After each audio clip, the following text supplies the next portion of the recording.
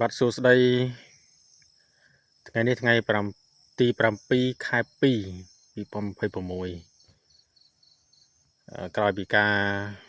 ធ្វើការបណ្ដុះរយៈពេល1 ខែដែលវីដេអូវគ្គមុនគឺធ្វើនៅថ្ងៃទី6 ខែ 1 អញ្ចឹងថ្ងៃនេះគឺ1 ខែអាយុវា1 ខែហើយអញ្ចឹងយើងត្រូវការបកតង់ចេញដើម្បីមើលថាកម្រិតនៃការដុះម្រេចនៅពេលដែលយើងយកមកផ្សាំតើវាដុះល្អប៉ុណ្ណាបាទនេះគឺក្រោយពេលដែលយើងធ្វើការបកតង់ចេញមកអញ្ចឹងយើងទៅធ្វើការពិនិត្យទាំងអស់គ្នាតើម្រេចដែលយើងផ្សាំហើយតើវាដុះល្អប៉ុណ្ណា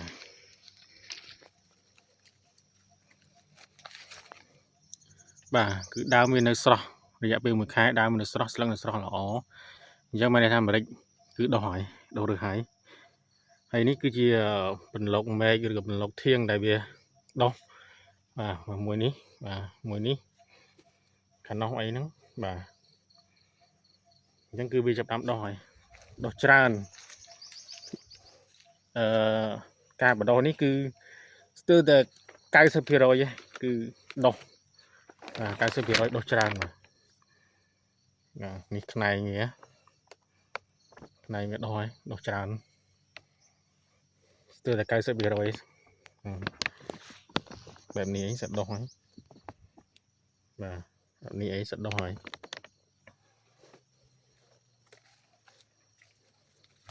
បាទខាងនេះដុះល្អ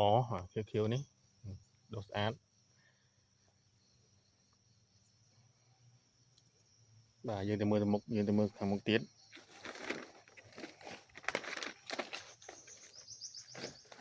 បាទដុះច្រើនបាទដុះច្រើនដុះស្អាតដែរបាទមួយតង់នេះគឺ800 កូនគឺដុះស្អាតទាំងអស់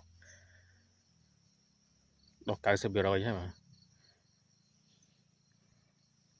ឥឡូវយើងទៅឆែកយកមើលតង់នោះមួយទៀតតើការដុះរបស់វាយ៉ាងណាដែរបាទតង់មួយទៀតយើងបកហើយ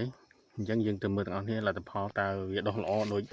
តង់ខាងនេះអត់បាទតង់ខាងនេះដុះល្អភាគច្រើនបាទអញ្ចឹងយើងទៅមើលតង់ក្នុងមួយទៀតតើដុះល្អដែរឬទេ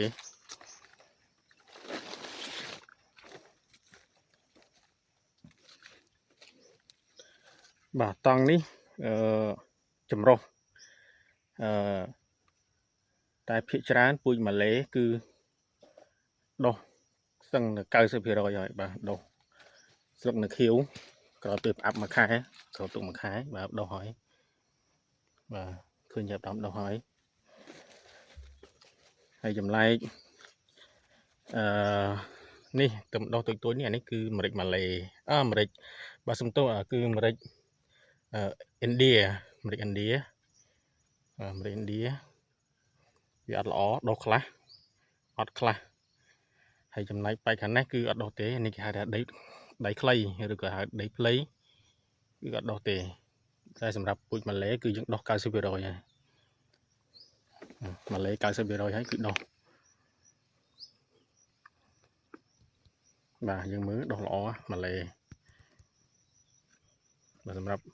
ដីភ្លៃក៏ដូចជាម្រេចឥណ្ឌាគឺអត់ដុះទេបាទអត់ដុះទេជាដើមខ្សោយដើមអន់